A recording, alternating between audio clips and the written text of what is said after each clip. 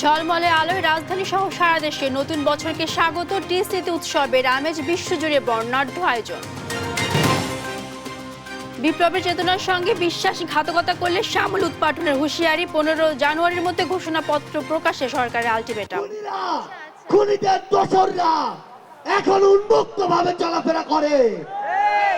যারা আমাদের ভাইদের হত্যা করেছে ওই ছাত্রলীগ, যুবলীগ, আওয়ামী লীগের সন্ত্রাসীরা। গণ অভ্যুত্থানের মিথ্যা মামলা থেকে রেহাই পায়নি ক্যান্সার আক্রান্ত বয়োবৃদ্ধরাও লাপাত্তা। মামলার বাদী, বিপত্তিতে থানা পুলিশও। ডিজেল কেরোসিনের দাম লিটারে কমলো 1 টাকা। 5 ঘন্টা নয়, 3 ঘন্টা বন্ধ থাকবে পাম্প, আজ থেকে কার্যকর।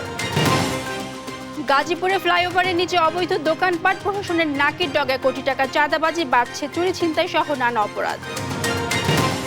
এবং বাগেরহাটের মোরেলগঞ্জে সড়ক নির্মাণে নিম্নমানের খোয়া, প্রতিবাদ করায় মারধরের শিকার স্থানীয়রা, ব্যবস্থা নেওয়ার নির্দেশ।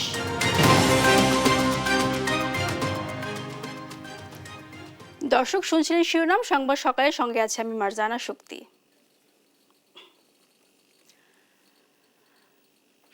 শুরু হলো খ্রিস্টীয় নববর্ষ 2025 সাল। নতুন বছরকে স্বাগত জানাতে রাজধানী ঢাকা সাজে আতশবাজির আলোক ছটায়। বিধিনিষেধ উপেক্ষা করে মানুষের ঢল নামে ঢাকা বিশ্ববিদ্যালয় টিএসসিতেও। সবার প্রত্যাশা দেশের মাটিতে আর কোনো 24 না নামে। 25-এ দেখতে চান নতুন বাংলাদেশকে। বিস্তারিত নিয়াজ মোর্শেদের প্রতিবেদনে। Happy new year. ঘড়িতে রাত 12টা বেজে 1 মিনিট। রাজধানীর আকাশে জ্বলে ওঠে রঙিন আলোক পত্রিকায়। নতুনকে স্বাগত জানানোর এই আলোক ছটায় বারবার জানান দেয় 24-এর চূড়ান্ত বিদায়, আগমন 25-এর। খ্রিস্টীয় 2025 সালকে বরণ করে নিতে রাজধানীবাসীর ছিল নানা আয়োজন। নতুন বছরে নতুন বাংলাদেশের স্বপ্ন নিয়ে ঢাকা বিশ্ববিদ্যালয়ের টিএসসি এলাকায় উৎসবে মাতেন বিভিন্ন শ্রেণী পেশার মানুষ। প্রকাশ করেন আগামীর প্রত্যাশা। চাই যাতে নতুন বছরটা আরো ভালো যাক। এইবারে যত ঝাড়ঝাপটাই গেছে বা একটু অন্যরকমই গেছে, তো চাই সামনে যাতে আরো ভালো যায়। ভালোভাবে যাতে সুস্থভাবে মানুষ চলাচল করে, কিংবা আমাদের পিছনে যে দিনগুলো গেছে ওগুলো অনেক ভালো ছিল, খারাপ ছিল, বাট সামনের দিনগুলো আমরা ভালোভাবে কাটাতে চাই। তবে ভুলতে চান না জুলাই গণ অভ্যুত্থানকে। সুষ্ঠু নির্বাচন দিয়ে সরকার গঠনের মাধ্যমে গণতান্ত্রিক পথে এগুবে বাংলাদেশ। তো আমরা চাই যে 2025 এবং আগামী বছরগুলো যাতে আমাদের সেই স্বৈরাচারের পুনরাবির্ভাব না ঘটুক। সামনে যদি খুব ভালো হয়, দেশটা ভালো থাকে, এটাই প্রত্যাশা।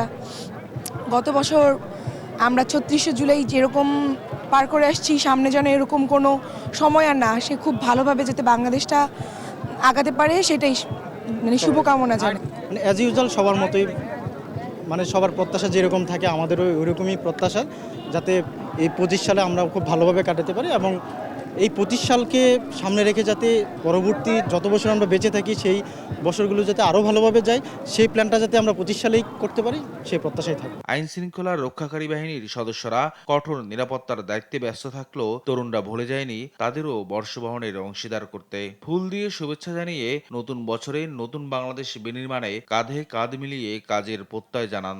আমরা পুলিশ ভাইদেরকে নতুন বছরে আমরা এতটুকু উদাত্ত আহ্বান জানাবো যে আপনারা রক্ষক হয়ে বক্ষকের বেশে না, আপনারা আমাদের বন্ধু বেশে, আপনারা আমাদের ভাইয়ের বেশে, আপনারা আমাদের বোনের বেশে, আমাদের সবসময় সুখে দুঃখে সবসময় আমাদের এই নতুন বছরটাতে আপনারা আমাদের পাশে থাকবেন।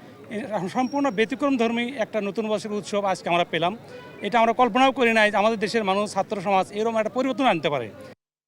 24 পেরিয়ে এবার 2025 সালে সবার এখন একটাই প্রত্যাশা, 24-এর পুনরাবৃত্তি যেন আর না ঘটে। একটা সুষ্ঠু নির্বাচনের মাধ্যমে যেন গণতন্ত্র আবারও পুনরুদ্ধার হয়, এমনটাই দাবি করছে সাধারণ জনগণ। ঢাকা বিশ্ববিদ্যালয় এলাকা থেকে নিয়াজ মুর্শেদ, দেশ টিভি। 2025 বরণী উৎসবে মেতেছে বিশ্ববাসী। নববর্ষকে ঘিরে বর্ণিল আলোকসজ্জায় সাজে পুরো বিশ্ব। নিউজিল্যান্ডের অকল্যান্ডে ফোটে চোখ ধাঁধানো আলোর ফোয়ারা। এদিকে সিডনির পর নিউ ইয়র্ক টাইমস স্কোয়ারে প্রস্তুত ইংরেজি বছর বরণে। নীরব দাসের রিপোর্টে বিস্তারিত।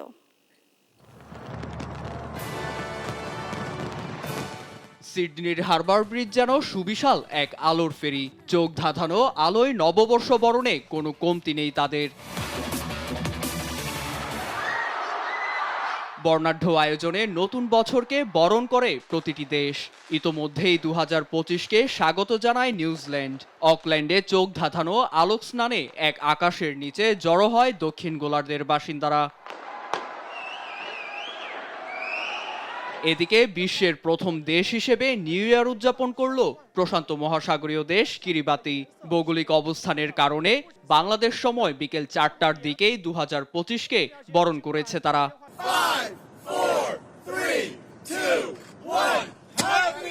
120 বছরের ঐতিহ্য ধরে রাখতে বাহারি রঙে সেজেছে নিউ ইয়র্ক।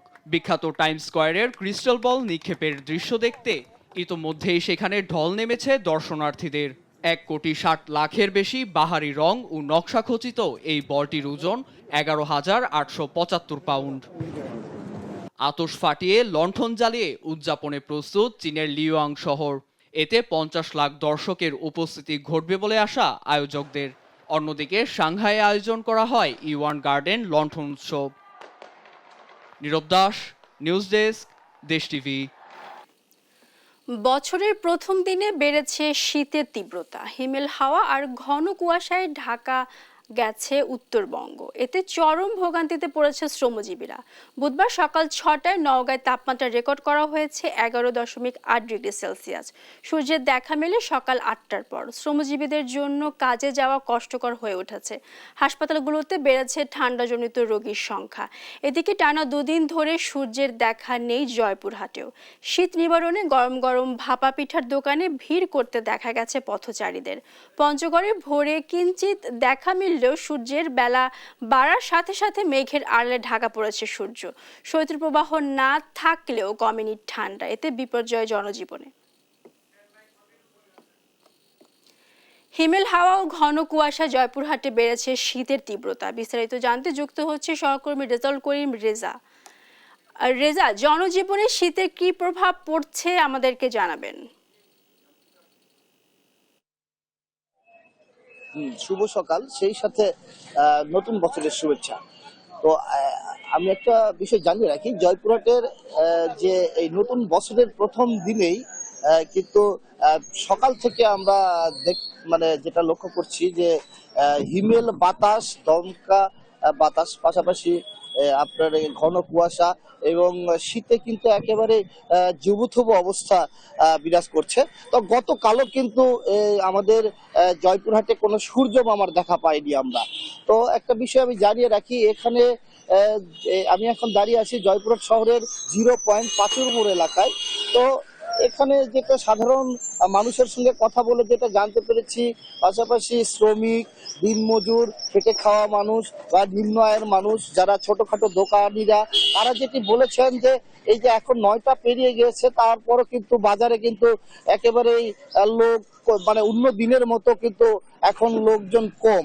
তো এখানে একজন শ্রমিক আছেন, তার কাছে আমি জানতে চাই যে আসলে আপনারা তো শ্রমিক, কি অবস্থায় শীতে? প্রচুর শীত, কাল থেকে কুয়াশা আর প্রচন্ড শীত। আমাদের ব্যবসা বাণিজ্য খুব খারাপ, আর আমাদের কাউন্টারেও কোনো যাত্রী নাই, আমরা খুব কষ্টে আছি। আর এত শীতের ভিতরে তো কোনো যাত্রী বেরোচ্ছে না, আমাদের ব্যবসার অনেক সমস্যা। আর কাল থেকে প্রচুর বাতাস, আজকেও বাতাসের খুব ত্যাগ, শীতের খুব তাপমাত্রা বেশি, আমাদের ব্যবসা বাণিজ্য খুব খারাপ হচ্ছে, আমাদের গাড়ি ঘোড়ায় যাত্রী নাই, আমরা খুব কষ্টে আছি। ধন্যবাদ। তো একটা বিষয় আমি জানিয়ে রাখি যে জয়পুরহাটের জানেন যে কৃষি প্রধান এলাকা, এই কৃষি প্রধান এলাকায় কিন্তু এখন মাঠে কিন্তু আমাদের আলু রোপণ হয়েছে, আলুর পরিচর্যার কাজ কিন্তু মাঠে কৃষকরা করেছেন। কৃষকরাও যেটি জানিয়েছেন যে তারা কিন্তু সকাল থেকে কিন্তু এই ঘন কুয়াশা এবং দমকা বাতাসে কিন্তু তারা কাজ করতে হিমশিম খাচ্ছে এবং খুব তাদের কষ্ট হচ্ছে।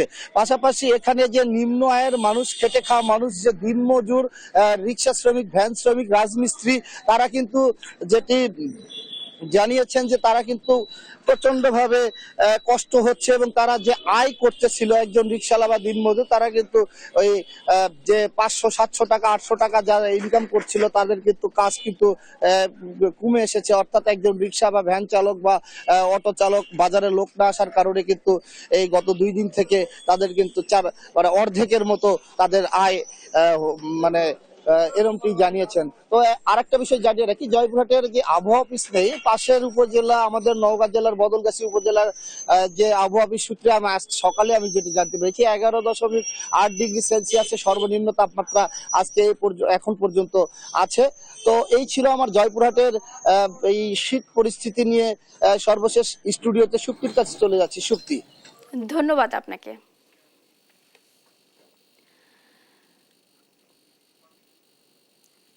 বাংলাদেশে 2024 শেষ হলো মার্চ ফর ইউনিটির মধ্য দিয়ে। 15 জানুয়ারির মধ্যে জুলাই বিপ্লবের ঘোষণাপত্র প্রকাশ করতে অন্তর্বর্তী সরকারকে আলটিমেটাম দিয়েছে বৈষম্য বিরোধী ছাত্র আন্দোলন। একই সঙ্গে ফ্যাসিবাদের দোসরদের রুখতে সবাইকে আরও ঐক্যবদ্ধ হওয়ার আহ্বান জানান নেতারা। সেই সঙ্গে জুলাই আগস্ট হত্যাকাণ্ডে আওয়ামী লীগের বিচার না হওয়া পর্যন্ত নির্বাচন হবে না বলেও হুঁশিয়ারি দেন বক্তারা। শাহাদাত নিশাদের রিপোর্টে বিস্তারিত। সকাল থেকে এভাবেই একের পর এক মিছিল নিয়ে আসতে থাকে কেন্দ্রীয় শহীদ মিনারে। লক্ষ্য বৈষম্য বিরোধী ছাত্র আন্দোলনের ঘোষিত কর্মসূচি মার্চ ফর ইউনিটি।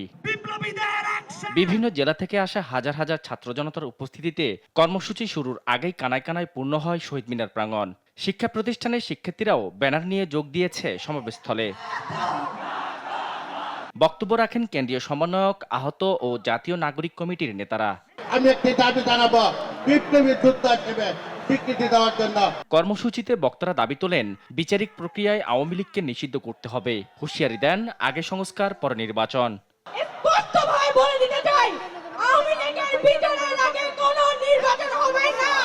বিভিন্ন রাজনৈতিক পক্ষ যারা সুশীলতা করে বলতে চায় চাঁদাবাজি করে কারা, সাবধান হয়ে যান। বন্ধু রাষ্ট্রের নামে কেউ মাথার উপর উঠতে চাইলে তাকে নামানোর হুঁশিয়ারিও দেন বৈষম্য বিরোধী ছাত্র আন্দোলনের অন্যতম সংগঠক সার্জিস আলম। একই সাথে নতুন করে যারা সিন্ডিকেট করছে তাদের প্রতিও হুঁশিয়ারি দেন তিনি। আমরা অবিলম্বে অন্তর্বর্তীকালীন সরকারকে একটি আহ্বান জানাতে চাই, আমরা যদি আমাদের এই শহীদ ভাইদের রক্তের বিচার না করতে পারি আমরা কখনো নিজেদেরকে মাফ করতে পারবো না। সরকারি প্রতিষ্ঠানগুলো দালাল মুক্ত করতে হবে বলে জানান বক্তারা। বলেন আগামী নির্বাচন হবে গণপরিষদ নির্বাচন। বৈষম্যহীন দেশে আর টেন্ডারবাজি চলবে না বলেও জানান বক্তারা। অতি দ্রুত ফ্যাসিবাদী যে ব্যবস্থা, সেই ব্যবস্থার বিলোপে আপনারা সক্রিয় হন। যদি আপনারা সক্রিয় না হতে পারেন তাহলে 24-এর বাঘের বাচ্চারা নিজেদের হাতে আইন তুলে নেবে ইনশাআল্লাহ। জুলাই বিপ্লবের যত ব্যাপারে হামলা হয়েছে, হুমকি হয়েছে, প্রত্যেকটার বিচার করতে হবে, এই নিরাপত্তা নিশ্চিত করতে হবে। সকল ষড়যন্ত্র উপেক্ষা করে নতুন বাংলাদেশ বিনির্মাণ করা হবে বলে জানান বৈষম্য বিরোধী ছাত্র আন্দোলনের সদস্য সচিব আরিফ সোহেল। সামনের দিনে সেই লড়াইয়ে আমরা একসাথে থাকবো। আমাদের নতুন বাংলাদেশ আমরা নির্মাণ করেই ছাড়ব। জানুয়ারির 15 তারিখের মধ্যে জুলাইয়ের ঘোষণাপত্র না ঘোষণা করা হলে ছাত্র জনতা আবারও মাঠে নামবে বলে হুঁশিয়ারি দেন বৈষম্য বিরোধী ছাত্র আন্দোলনের আহ্বায়ক হাসনাত আব্দুল্লাহ। 15 জানুয়ারির মধ্যে আমাদের এই জুলাই গণঅভ্যুত্থানের ঘোষণাপত্র জারি করতে হবে। একই সাথে দ্রব্যমূল্য নিয়ন্ত্রণ সহ কোনো ফ্যাসিস্ট নতুন করে মাথাচাড়া দিয়ে না উঠতে পারে সেদিকে সকলকে নজর দেওয়ার আহ্বানও জানান বক্তারা। শাহাদাত নিশাদ, দেশ টিভি, ঢাকা। নতুন বাংলাদেশে আর কোনো বৈষম্য নয়, সমতার মাধ্যমে দেশকে এগিয়ে নেওয়ার প্রত্যয় জানান সারা দেশ থেকে আসা ছাত্র জনতা। 72-এর সংবিধান বাংলাদেশের নয় বরং ভারত থেকে শেখ মুজিব আমদানি করেছে বলে মন্তব্য করেন তারা।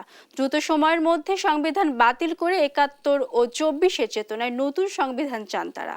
আলিমুজ্জামান সাফওয়ানের রিপোর্ট জানাচ্ছেন সাদ আহমেদ। মঙ্গলবার দুপুর থেকেই মিছিল নিয়ে সমাবেশস্থল শহীদ মিনারে আসতে শুরু করে সারা দেশ থেকে আগত মুক্তিকামী জনতা। স্লোগানে স্লোগানে মুখর হয়ে ওঠে শহীদ মিনার প্রাঙ্গণ। যে বাংলাদেশ হবে সাধারণ মানুষের, যেই মানুষ হবে বাংলাদেশের অধিকার প্রতিষ্ঠার একটা বাংলাদেশ, আমরা সেই বাংলাদেশ বিনির্মাণের জন্য সকলের কাছে অনুরোধ জানাবো। মার্চ ফর ইউনিটি কর্মসূচিতে একাত্মতা প্রকাশ করে বিভিন্ন শ্রেণী পেশার মানুষ। সামনে ভালো কিছু আশা করতেছি, সংস্কার হবে ইনশাআল্লাহ। এমন একটা বাংলাদেশ চাই যে বাংলাদেশের শাসকরা হবে এদেশের জনগণের সেবক। এ সময় ৭২-এর সংবিধান ভারত থেকে শেখ মুজিব আমদানি করেছে বলে মন্তব্য করে তারা। ৭২-এর সংবিধান একটা দলের বা একটা ফ্যাসিস্টের হয়ে যাচ্ছিল। ৭২-এর যে সংবিধান প্রণয়ন হচ্ছে, এই ৭২-এর সংবিধান আমরা মানি না। শেখ মুজিবুর রহমান সোজাসুজি দেশে না এসে সে দিল্লি থেকে এই সংবিধান আমদানি করেছিল। আমাদের সবচেয়ে বড় দাবি হচ্ছে যে এই সংবিধান আমরা চাই না। শিক্ষার্থীরা বলেন, জুলাই অভ্যুত্থানে তারা যে বৈষম্য বিরোধী স্বাধীন দেশের স্বপ্ন দেখেছেন তা অনেকাংশে বাস্তবায়ন হচ্ছে না। আগামী দিনে কোনো দখলদারি চলবে না, এক কথায় কোনো বৈষম্য থাকবে না, এখানে দানবতা থাকবে না, একমাত্র মানবতা প্রতিষ্ঠিত হবে। আমাদের ঐক্যবদ্ধ থাকার যে বিষয়টা আজকে আমরা সেই প্রত্যাশাটাই করছি এবং আমাদের সংগ্রাম চলবে, ইনশাল্লাহ চলবে। ফ্যাসিবাদের দোসর আওয়ামী লীগ যেন কোনোভাবে পুনর্বাসিত না হয় তার নিশ্চয়তা চান তারা। ফ্যাসিবাদ আওয়ামী সরকার যাতে বাংলাদেশের আসার পরে তাদের যাতে সুষ্ঠু বিচার হয়। এদিকে বাগেরহাটে শিক্ষার্থীদের গাড়িবহরে হামলা ও সংঘর্ষের ঘটনায় তীব্র নিন্দা ও জড়িতদের শাস্তির দাবি জানান ছাত্র জনতা। সাদ আহমেদ, দেশ টিভি, ঢাকা। বিদ্যুতের দুর্বল সংযোগের জন্য সচিবালয়ে আগুন লেগেছে বলে জানিয়েছে তদন্ত কমিটি। বুয়েটের যন্ত্রকৌশল বিভাগের সাবেক অধ্যাপক মাকসুদ হেলালি সন্ধ্যায় এক প্রেস ব্রিফিংয়ে তথ্য জানান। অন্তর্বর্তী সরকারের প্রধান উপদেষ্টার কাছে তদন্ত রিপোর্ট জমা দেওয়া হয়েছে বলেও জানান তিনি। জানান, আগুনের ঘটনায় ব্যক্তি সংশ্লিষ্টরা খুঁজে পাওয়া যায়নি, মেলেনি নাশকতার কোনো আলামত। বৈদ্যুতিক শর্ট সার্কিট থেকে আগুনের সূত্রপাত।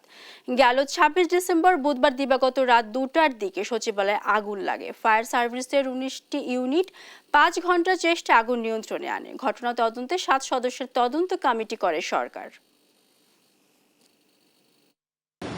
নিয়ম অনুযায়ী একটা তারের জোড়াটা হওয়া উচিত জাংশন টু জাংশন, কিন্তু আমরা মাঝখানে 2টা তার জোড়া দিয়ে পেঁচাই একটা ট্যাপ দিই।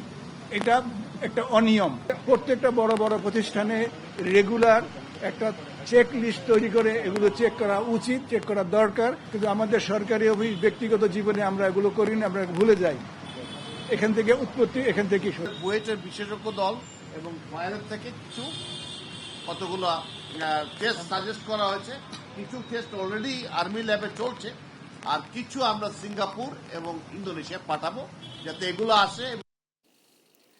অবাধ, সুষ্ঠু ও গ্রহণযোগ্য নির্বাচন আয়োজনে কমিশন বদ্ধপরিকর বলে জানিয়েছেন প্রধান নির্বাচন কমিশন এএমএম নাসির উদ্দিন। মঙ্গলবার কুমিল্লা আঞ্চলিক নির্বাচন কার্যালয়ে মতবিনিময় সভায় কথা বলেন তিনি। সিসি আরও বলেন, প্রধান উপদেষ্টার বক্তব্যের আলোকেই নির্বাচনের প্রস্তুতি নিচ্ছে কমিশন। এখন চলছে ভোটার তালিকা হালনাগাদের কাজ। বাদ দেওয়া হবে মৃত ব্যক্তি ও রোহিঙ্গাদের। নির্বাচন কবে হবে এমন প্রশ্নের জবাবে সিসি জানান, সংস্কার কমিশনের প্রতিবেদনের উপর নির্ভর করছে জাতীয় নির্বাচনের প্রস্তুতি।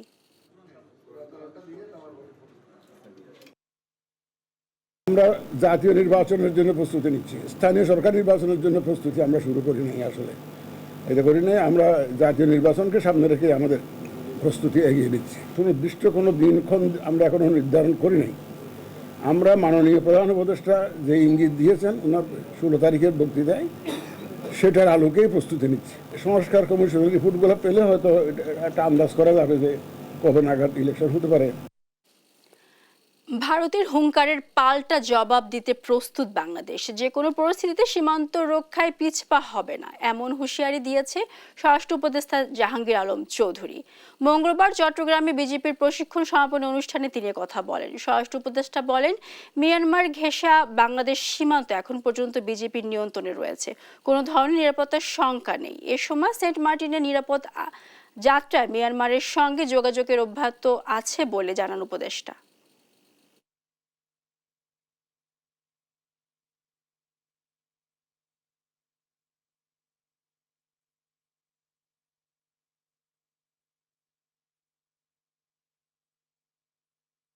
সীমান্তবর্তী প্রতিপক্ষদের কাছে কোনো অবস্থাতেই পিঠ প্রদর্শন না করার জন্য আমি তোমাদের প্রতি উদাত্ত আহ্বান জানাচ্ছি। দেশ মাতৃকার রক্ষায় তোমরা প্রয়োজনে জীবন দেবে, তবু দেশের 1 ইঞ্চি মাটিও হাতছাড়া হতে দিবে না বলে আমি দৃঢ় বিশ্বাস রাখি। আমি বিশ্বাস করতে চাই যে তোমরা আমাদেরকে হতাশ ও নিরাশ করবে না।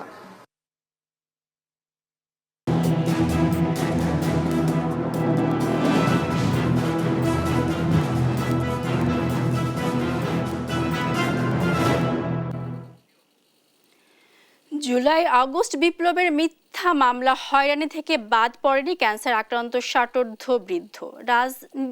রাজনীতি না করলেও মামলায় তাকে উপজেলা আওয়ামী লীগের নেতা বানিয়ে দিয়েছে মামলা চক্র। তবে এখন লাপাত্তা মামলার বাদী জানিয়ে বিপত্তিতে যাত্রাবাড়ী থানা পুলিশও। মিথ্যা মামলা বাণিজ্য ধারাবাহিকের আজ 24তম পর্ব, জানাচ্ছেন এম এ আজিজ। ক্যান্সার আক্রান্ত জাহাঙ্গীর ফরাজি ফরিদ বছর কয়েক অসুস্থ অবস্থায় মৃত্যুর সাথে যুদ্ধ করে বেঁচে আছেন পৃথিবীর বুকে। জুলাই আগস্ট বিপ্লবের হত্যা মামলায় আসামি হয়ে এখন পড়েছেন আরেক বিপত্তিতে। টাকা নাই কিন্তু লোক তো ছোট না। মামলায় তাকে ঝালকাঠির কাঠালিয়া উপজেলা আওয়ামী লীগের সহসভাপতি হিসেবে উল্লেখ করা হলেও দেশ টিভির হাতে আসা কমিটি তালিকা বলছে কোনোদিনই আওয়ামী লীগের রাজনীতিতে ছিলেন না তিনি। আমার আওয়ামী লীগের সহসভাপতি, আমি জীবনে কোনো সদস্যও ছিলাম না কোনো আওয়ামী লীগ, বিএনপি, জামাত কোথায়।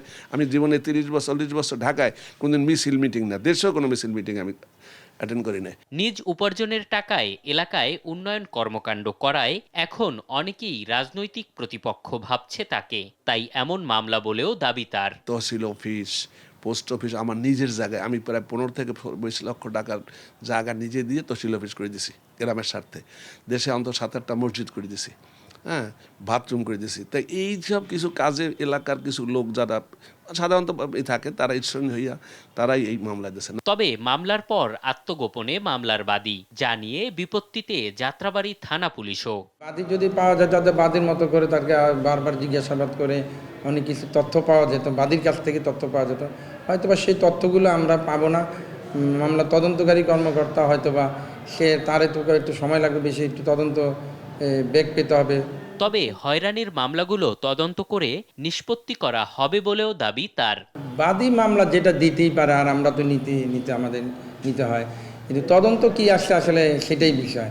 মানে তদন্তকারী কর্মকর্তা কি ব্যবস্থা নিচ্ছে সেটাই বিষয়। তদন্ত সাপেক্ষে মিথ্যা মামলা থেকে বাঁচতে মেট্রোপলিটন পুলিশ কমিশনারের কাছেও আবেদন করেছেন অসুস্থ জাহাঙ্গীর ফরাজি ফরিদ। এম এ আজিম, দেশ টিভি, ঢাকা। দেশের বাজারে ডিজেল ও কেরোসিনের দাম প্রতি লিটারে 1 টাকা কমে 104 টাকা নির্ধারণ করা হয়েছে। তবে অপরিবর্তিত রয়েছে পেট্রোল ও অকটেনের দাম। মঙ্গলবার বিদ্যুৎ, জ্বালানি ও খনিজ সম্পদ মন্ত্রণালয়ের জ্বালানি বিভাগ থেকে এ বিষয়ে একটি প্রজ্ঞাপন জারি করা হয়েছে।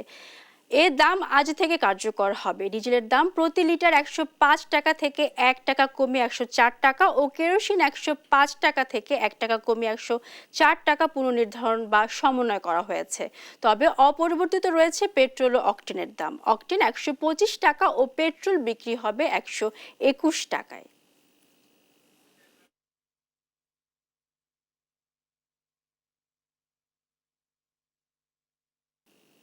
গাজীপুরের শফিপুরে ফ্লাইওভারের নিচে অবৈধভাবে দোকানপাট গড়ে তুলেছে প্রভাবশালী একটি চক্র। প্রতিটি দোকান থেকে প্রতিদিন চাঁদা আদায় করা হচ্ছে 500 থেকে 1000 টাকা। এদিকে দোকানপাটের কারণে সড়কে যান চলাচলের প্রতিবন্ধকতার সৃষ্টি হয়েছে। পাশাপাশি চুরি ছিনতাই সহ ঘটছে নানা অপরাধ। সহকর্মী নজরুল ইসলামের পাঠানো তথ্য ছবিতে অঙ্কুশ চৌধুরী রিপোর্টে বিস্তারিত। গাজীপুরের শফিপুরের ফ্লাইওভার এলাকা। ফ্লাইওভারের নিচের অংশ অবৈধভাবে দখল করে গড়ে তোলা হয়েছে দোকানপাট ও গ্যারেজ। প্রতিদিন এসব দোকান প্রতি 500 থেকে 1000 টাকা চাঁদা আদায় করে একটি প্রভাবশালী চক্র।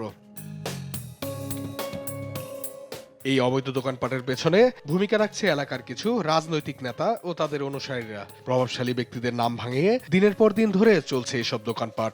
হ্যাঁ, টাকা পয়সা দিতে হয়, কেউ কেউ মাংলা এখানে বসে থাকে, প্রতিদিন টাকা প্রতিদিন নিয়ে যায়, ওরা আসে।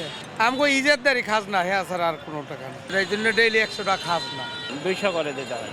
এখানকার তোর বাজারের সময় লোকজনে নিয়ে যেতে এটা নেই, খাজনা নেই, একসময় 100 খাজনা নেই। স্থানীয় জনগণের অভিযোগ, এই অবৈধ দোকানপাটের কারণে রাস্তার প্রশস্ততা যেমন কমেছে, তেমনই তৈরি হয়েছে তীব্র যানজটের পরিবেশ, আরো যানজট সৃষ্টি করতেছে। এগুলা দেখা গেছে সমস্যা, এগুলা পদক্ষেপ নেওয়া দরকার। এছাড়া স্থানীয় ব্যবসায়ীরাও এই অবৈধ দোকানপাটের কারণে ক্ষতিগ্রস্ত হচ্ছে। এতে তাদের ব্যবসা স্থবির হয়ে পড়েছে। যে কোনো জিনিস আনি ধরেন 1200 টাকা দিয়ে, ওরা ওটা আনে 800 টাকা দিয়ে, ওরা 900 টাকা বিক্রি করে ফেলাইতেছে। এতে আমাদের ক্ষতি বেশি হইতেছে। সমস্যা হচ্ছে ভাই যে ফুটপাত লাখ লাখ টাকা ইনভেস্ট কইরা কাস্টমার আমগানো 300 টাকা করলে ওরা 150 টাকা করে বেচে চালায়। আমরা লাখ লাখ টাকা খাটা পাই না, কাস্টমার আসে না। বিষয়টি নিয়ে ক্যামেরার সামনে কথা বলতে রাজি হননি অভিযুক্তরা। তবে দ্রুত অবৈধ স্থাপনা উচ্ছেদের আশ্বাস দিয়েছে নাওজর হাইওয়ে থানার ভারপ্রাপ্ত কর্মকর্তা মোহাম্মদ রইসউদ্দিন। হাইওয়েতে যে কোনো ধরনের অবৈধ দোকানপাট এটা সম্পূর্ণই বেআইনি এবং সড়ক পরিবহন আইন অনুযায়ী আমরা এই বেআইনি কর্মকাণ্ডের বিরুদ্ধে আমরা ধারাবাহিকভাবে আমাদের উদ্ধার, উচ্ছেদ এই ধরনের অভিযান অব্যাহত আছে। ফ্লাইওভারের নিচে গড়ে তোলা অবৈধ স্থাপনা দ্রুত উচ্ছেদ করা হবে এমনটাই প্রত্যাশা স্থানীয়দের। নিউজ ডেস্ক, দেশ টিভি। বাজার দর ভালো হওয়ায় কুড়িগ্রামে মশলা জাতীয় ফসল চুইঝাল চাষে আগ্রহ বাড়ছে কৃষকদের। এ ফসল চাষে প্রয়োজন হয় না বাড়তি জমির, নেই তেমন খরচও। তাই বাগানের সুপারির গাছ, আম গাছ বা যে কোনো গাছের গোড়ায় রোপণ করে এ ফসল বিক্রি করে আয় করছে কৃষকরা। এদিকে প্রায় বিনা খরচের ফসল চুইঝাল চাষে কৃষকদের পরামর্শ দিচ্ছে কৃষি বিভাগ। সহকর্মী জুয়েল রানার পাঠানো তথ্য ছবিতে নুসরাত শোভার রিপোর্ট। সুপারির গাছ, আম গাছ সহ বিভিন্ন প্রজাতির গাছের গোড়া থেকে আগা পর্যন্ত পান পাতার মতো জড়িয়ে আছে চুইঝাল। আবার কোথাও বেরিয়ে আছে চুই গাছের মোটা ডাল। এসব গাছের ডাল বাগান থেকে কিনে বস্তায় করে জেলার বাইরে পাঠাচ্ছেন ব্যবসায়ীরা। কুড়িগ্রামের ৯ উপজেলার মধ্যে নাগেশ্বরী, ভুরুঙ্গামারী, ফুলবাড়ী ও রাজারহাট উপজেলার প্রতিটি বাগানেই চাষ হচ্ছে চুইঝাল। অন্যান্য উপজেলাতেও শুরু হয়েছে এ ফসলের চাষ। চুইঝালের ডাল মশলা হিসেবে রান্নার সময় গরু, খাসি বা হাঁসের মাংসে মিশালে হয়ে উঠছে সুস্বাদু খাবার। এ কারণে বেড়েছে এর চাহিদাও। কৃষকরা বলছেন, খরচ ও বাড়তি জমি ছাড়াই এ ফসল চাষে মোটা অঙ্কের টাকা আয় করছেন তারা। ঝাল তো 20-30 বছর থেকে চাষ করতেছি, তাতে কোনো পরিশ্রম নাই, যেমন তেমন করি গাড়িয়ে একটু দেখাশুনে করলে তাতে যথেষ্ট। গাছের প্রকারভেদে প্রতিমন চুইঝাল বিক্রি হচ্ছে 10 থেকে 20 হাজার টাকা পর্যন্ত। গ্রামের বাগান থেকে এসব চুইঝালের ডাল কিনে প্যাকেট করে তা বাজারে সরবরাহ করেন ব্যবসায়ীরা। বিভিন্ন জায়গা থেকে বিভিন্ন আসে গাছ কিনে নিয়ে যাচ্ছে এবং এটা খরচা কম, ভালো টাকা পয়সা আসে। গাছ যদি একটু মাঝারি ঢোকের হয় তখন 5 থেকে 7 হাজার টাকা বেচায়, যখন একটু আরও মোটা ধরনের হয় সেগুলো বেশি 10-12, 9 হাজার। জেলার মাটি ও আবহাওয়া চুইঝাল চাষের উপযোগী হওয়ায় মশলা জাতীয় অর্থকরী এ ফসল চাষে কৃষকদের উদ্বুদ্ধ করার কথা জানায় কৃষি বিভাগের এ কর্মকর্তা। অল্প খরচে একটা রোগ প্রতিরোধী লতানো উদ্ভিদ যেখানে অনায়াসেই গাছের গোড়ায় বা ফলা গাছের গোড়ায় লাগিয়ে দিলেই এটা ভালো ফলন দেয় এবং এটা বাজারে ব্যাপক চাহিদা রয়েছে। এই অঞ্চলে চুইঝাল ব্যাপক পরিমাণে জন্মায়। এটি একটি মশলা জাতীয় উদ্ভিদ। এর বিভিন্ন উপকারিতার কথা জানান উদ্ভিদবিদ্যা বিভাগের এ শিক্ষক। চুইঝাল সাধারণত মশলা হিসেবে তরকারিতে ব্যবহার করা হয়, তবে এটির ঔষধি গুণও রয়েছে। বিশেষ করে বিভিন্ন ধরনের বাত ব্যথা এবং যৌন সংক্রান্ত কোনো অসুবিধা থাকলে এই চুইঝালের মাধ্যমে উপকার পাওয়া যায়। জেলায় এবার সুপারির বাগান সহ বিভিন্ন বাগানের 14 হেক্টর জমিতে চাষ হচ্ছে চুইঝাল। বাজারে ব্যাপক চাহিদা থাকায় প্রতি বছর বাড়ছে এ ফসলের পরিধি। নিউজ ডেস্ক, দেশ টিভি। জয়পুরহাটি পুরনো জরাজীর্ণ ভবনে চলছে জেলা কৃষি অফিসের কার্যক্রম। ভবন ধসের আতঙ্ক নিয়ে কাজ করছেন কর্মকর্তা কর্মচারীরা। যে কোনো সময় ঘটতে পারে দুর্ঘটনা। দ্রুত নতুন ভবন নির্মাণের দাবি। সহকর্মী রেজাউল করিম রেজার রিপোর্ট জানাচ্ছেন অঙ্কন চৌধুরী। দেশ স্বাধীনের আগে প্রতিষ্ঠিত হয় জয়পুরহাট জেলা কৃষি সম্প্রসারণ কার্যালয়। যুগের পর যুগ ধরে সংস্কারের অভাবে চরম ঝুঁকিপূর্ণ হয়ে উঠেছে ভবনটি। বর্তমানে জীর্ণশীর্ণ ভবনটির ছাদের তলদেশের প্রায় সব প্লাস্টার খুলে পড়েছে, জং ধরেছে রডে। সামান্য বৃষ্টিতে ছাদ চুয়ে পানি পড়ে ভিজে যায় পুরো অফিস। যে কোনো মুহূর্তে ভেঙে পড়ার শঙ্কা নিয়েই অফিস করতে হচ্ছে কর্মকর্তা কর্মচারীদের। জেলার বিভিন্ন প্রান্ত থেকে সেবা নিতে আসা কৃষকরাও ভয় পান এই ভবনে ঢুকতে। কর্মকর্তা কর্মচারীদের দাবি দ্রুত নতুন ভবন নির্মাণের। ওয়ালগুলো ড্যামেজ হয়ে গেছে এবং ছাদ থেকে আপনার ইয়াগুলো ভেঙে ভেঙে খুলে খুলে পড়ে যাচ্ছে। আমাদের বিল্ডিং জরাজীর্ণ, ঝুঁকিপূর্ণ। আমাদের ছাদের অবস্থা খুবই খারাপ, ছাদ খুব নরমাল, ছাদের নিচের অংশ চটা উঠে গেছে এবং আমাদের কাজ করতে গেলে আমাদের ছাদের অংশটা ভেঙে আমাদের টেবিলের অংশ পড়ে যায়। অনেক সময় তো স্যারের আমাদের এমনটা হয়েছে যে উপর থেকে জলটা পড়ে আমাদের অফিসারদের টেবিল পর্যন্ত ভাঙছে। ঝুঁকির কথা স্বীকার করে দ্রুত অফিস স্থানান্তরের প্রক্রিয়ার কথা জানান সহকারী কৃষি কর্মকর্তা। আমাদের অফিসটা অনেকদিনকে পুরাতন বিল্ডিং, এই বিল্ডিং এর ছাদের সমস্যা, ভেঙে ভেঙে পড়ে। আমরা ঝুঁকির মধ্যেই এতদিন অফিস করলাম, অন্যত্র এই অফিসটা স্থানান্তর করার প্রক্রিয়া চলছে। কৃষি বিভাগের চিঠি অনুযায়ী ব্যবস্থা নেওয়া হবে বলে জানান গণপূর্ত বিভাগ। কৃষি সম্প্রসারণ কর্মকর্তা কর্তৃক আমাদেরকে একটা পত্র প্রেরণ করা হয়েছে, তাদের যে জরাজীর্ণ এবং পুরাতন স্থাপনাগুলো আছে সেগুলোর মূল্য নির্ধারণ করা, অকশনে সেই লক্ষ্যে আমাদের কার্যক্রম চলমান আছে। শুধু আশ্বাস নয়, দুর্ঘটনার আগে জরাজীর্ণ ভবনটি বাদ দিয়ে নতুন ভবন নির্মাণের বাস্তবায়ন চান কর্মকর্তা কর্মচারী ও কৃষকরা। নিউজ ডেস্ক, দেশ টিভি। 5 গোলের রোমাঞ্চকর ম্যাচে জয় পেয়েছে বসুন্ধরা কিংস। দারুণভাবে ঘুরে দাঁড়ানোর ইঙ্গিত দিল কিংসের কাছে শেষ পর্যন্ত 3-2 গোলে হেরেছে বাংলাদেশ পুলিশ এফসি। ফেডারেশন কাপের গ্রুপ পর্ব পেরোনোর সম্ভাবনা জোরালো করল কিংস। ম্যাচের 6ষ্ঠ মিনিটে এগিয়ে যায় কিংস। তপু বর্মনের নিখুঁত ফ্লিকে লিড নেয় তারা। অবশ্য পরের মিনিটেই 2 ডিফেন্ডারকে বোকা বানিয়ে পুলিশকে সমতায় ফেরান আলামিন। ম্যাচের 11 মিনিটে ফের লিড নেয় কিংস। বাঁ পায়ের শটে লক্ষ্য ভেদ করেন দামাশনো। দ্বিতীয়ার্ধের শুরুর দিকে ব্যবধান বাড়িয়ে নেয় কিংস। 54 মিনিটে ম্যাচ জমিয়ে তোলে পুলিশ এফসি আলামিনের গোলে। পরে আর পুলিশ খুঁজে পায়নি সমতাসূচক গোলের দেখা। গ্রুপের অন্য ম্যাচে কুমিল্লার শহীদ ধীরেন্দ্রনাথ দত্ত স্টেডিয়ামে ঢাকা ওয়ান্ডার্সকে 3-0 গোলে হারিয়েছে ফর্টিস এফসি।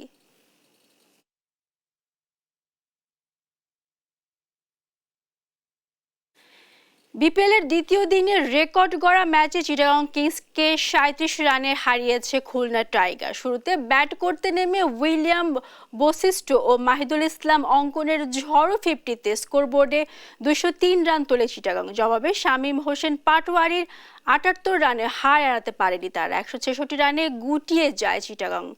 তামিমুর রহমান তন্ময়ের ম্যাচ রিপোর্ট।